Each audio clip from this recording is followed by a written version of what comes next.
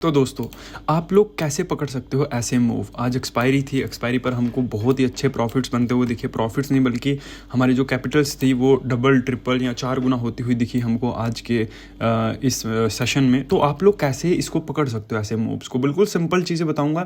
देखो, पहले आप एक चीज़ को समझने की कोशिश करो। कोई भी एक ऐसी सटीक स्ट्रैटेजी नहीं होती जो हर तरह की मार्केट में काम करे। ठीक है, आपको हर तरह की मार्केट में अलग अलग स्ट्रैटेजीज यूज़ करनी पड़ती हैं और उन्हीं स्ट्रैटेजीज को यूज़ करके आपको मार्केट में पैसा बनाना पड़ता है।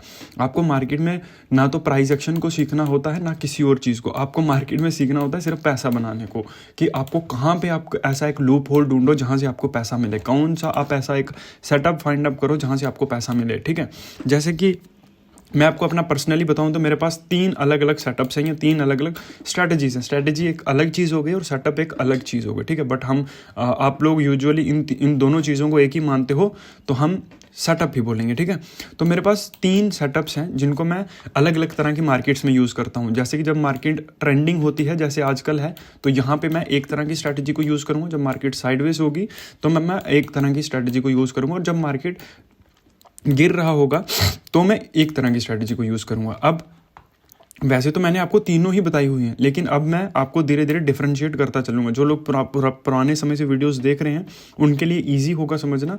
बाकी जो लोग नए आए हैं वो थोड़ा सा अगर ध्यान से देखेंगे तो आप समझ जाएंगे, क्योंकि जो मैं चीज़ें यूज़ करता हूँ वो यूज़ करने में बहुत ज़्यादा सिंपल हैं लेकिन समझने में थोड़ी सी मुश्किल है।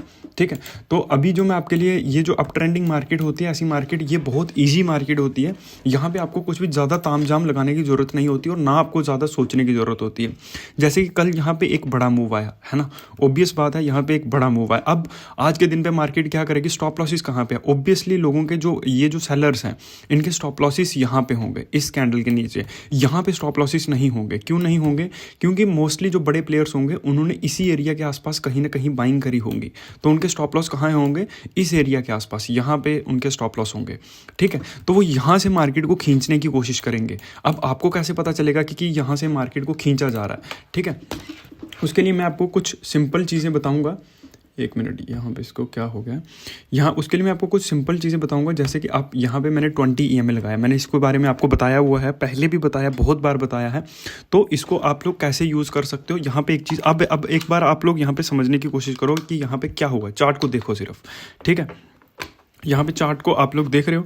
अब देखो यहाँ पे देखो, मार्केट जैसे ही ओपन होता है वैसे क्या करता है, एक पॉजिटिव कैंडल क्रिएट करता है 20 EMA के ऊपर।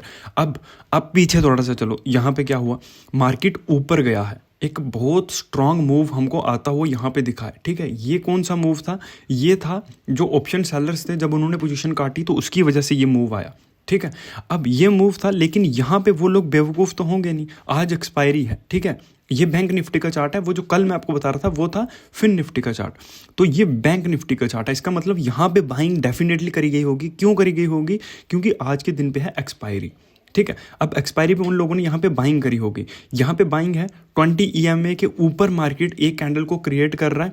और जो फर्स्ट कैंडल है, जो मतलब फर्स्ट सेशन है कैंडल का, यानी कि 7.5 मिनट का, वो दूसरी ये 9:30 वाली कैंडल है, ये 15 मिनट का चार्ट है। ठीक है, फर्स्ट कैंडल बुलिश बनती है और 20 EMA के ऊपर बंद होती है। सेकंड कैंडल में क्या होता है, जो फर्स्ट सेशन होता है कैंडल का, यानी 7.5 मिनट तक मार्केट कैंडल रेड रहती है। उसके बाद में मार्केट यहाँ पे ब्रेकआउट करता है।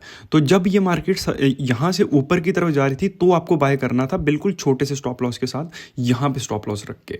ठीक है, तो इस तरह से छोटे स्टॉप लॉस के साथ आप प्ले आउट कर सकते हो, सो दैट कि अगर आप गलत भी हो, ठीक है, जो अगर जैसे कि आप अभी इनिशियल स्टेज में हो, चीज़ों को अभी आप नई चीज़ों को सीख रहे हो, तो आप इनिशियल स्टेज में हो, आपको सेटअप्स को फाइंड आउट करने के लिए एक छोटा स्टॉप लॉस, वैसे भी आपका स्टॉप लॉस छोटा ही होना चाहिए। मैक्सिमम ऑप्शंस में 15 से 20 पॉइंट का स्टॉप लॉस होना चाहिए। अगर आप उससे ज़्यादा स्टॉप लॉस रख के ट्रेड कर रहे हो तो भाई साहब आप सीधा गैम्बलिंग कर रहे हो, आप ट्रेडिंग नहीं कर रहे हो। 1:1 का कोई भी मार्केट में कोई रूल नहीं होता। ठीक है, 1:1 से कोई भी ट्रेड नहीं होता, 1:1 से गैम्बलिंग होती है।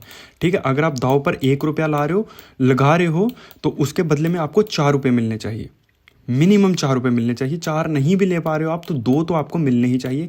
1 रुपया जाए 1 रुपया आए, उससे कुछ भी नहीं होगा, क्योंकि मार्केट आपको कभी भी ऐसी एक्यूरेसी नहीं देगी। ठीक है, स्टार्टिंग में कि आप डेली का 1 रुपया गवाओ और 1 रुपया पाके आप मंथ एंड में आप प्रॉफिट क्रिएट कर पाओ। ठीक है, तो ये एक सिंपल स्ट्रैटेजी थी जिसको आप यूज़ कर सकते हो। इसके बारे में मैंने आपको पहले ही बताया, ऐसा नहीं है कि मैं आपको नई चीज़ बता रहा हूँ या फिर कुछ ऐसा, ठीक है। अब देखो, अगर आपको मार्केट सीधा सीधा दिख रहा है, मार्केट बुलिश है, तो वहाँ पे आप इन चीज़ों को यूज़ कर सकते हो। मैं पर्सनली करता हूँ, इस पर ट्रेड भी करता हूँ और बहुत ही जल्दी मैं आपके लिए लाइव ट्रेडिंग की वो लाने वाला हूँ सीरीज़। तो उसके लिए भी आप लोग रेडी रहिए। अब देखिए, समझने की कोशिश कीजिए, जब मार्केट यहाँ पे था तो मैंने आपको बोला था कि ये गैप अभी फिल नहीं होगा। मार्केट यहाँ पे था, मैंने आपको बोला था कि ये गैप फिल नहीं होगा। मार्केट यहाँ पे आया तो मैंने बोला कि मार्केट यहाँ पे गैप फिल करेगा, लेकिन आपको यहाँ पे पैसे बनाने का मौका नहीं देगा। कुछ लोगों ने बनाया भी होगा, ऐसी बात भी नहीं है, क्योंकि मार्केट ईजी था, पैसा बना आप लोगों का, ऐसी बात नहीं है। तो कुछ लोगों ने बनाया भी होगा, लेकिन ओवरऑल ये गैप फिलिंग आपके लिए मुश्किल ही रही, ईजी नहीं रही, ठीक है। अब जबकि गैप फिलिंग हो चुकी है निफ्टी में, बैंक निफ्टी में, तो अब चीज़ें थोड़ी सी नॉर्मल होंगी, या फिर अब चीज़ें जो भी मार्केट में होगा वो अब मार्केट डिसाइड करेगी कल के सेशन के बाद में। फिर भी हमको लेवल्स पे ही काम करना है। एक लेवल हमारा रहेगा सर ये वाला, इसकी मैं थोड़ी सी ये कम कर देता हूँ, ठीक है, क्योंकि मार्केट पहले यहाँ पे आके रुका, उसके बाद में फिर यहाँ पे आके रुका, और कल डेफिनेटली मार्केट यहाँ पे आके रुकने की कोशिश करेगा इन केस मार्केट ऊपर जाता है। और अगर मार्केट यहाँ से भी ऊपर जाता है, ये गैप अप होता है, तो फिर आपको ये लेवल आपके लिए इंपॉर्टेंट है। बहुत ही सिंपल लेवल है, कुछ भी इनमें वो वाली बात नहीं है। फिर उसके बाद में ये लेवल, इससे ऊपर मार्केट जाए, वो मार्केट के लिए अभी के टाइम में बहुत ज़्यादा मुश्किल होगा, ठीक है। इसको मैं थोड़ा सा लंबा कर देता हूँ, खींच देता हूँ इसको, ठीक है। और जैसा कि मैं आपको हमेशा बोलता हूँ कि हमको दोनों ही सिनेरियोज़ के लिए हमेशा तैयार रहना है। तो अगर मार्केट नीचे आता है तो आपके लिए सर ये वाला लेवल जो है वो इम्पोर्टेंट रहेगा, ठीक है। और अगर मार्केट इससे भी नीचे आता है तो आपके लिए सर ये वाला लेवल बहुत ज़्यादा इम्पोर्टेंट रहने वाला है, ठीक है।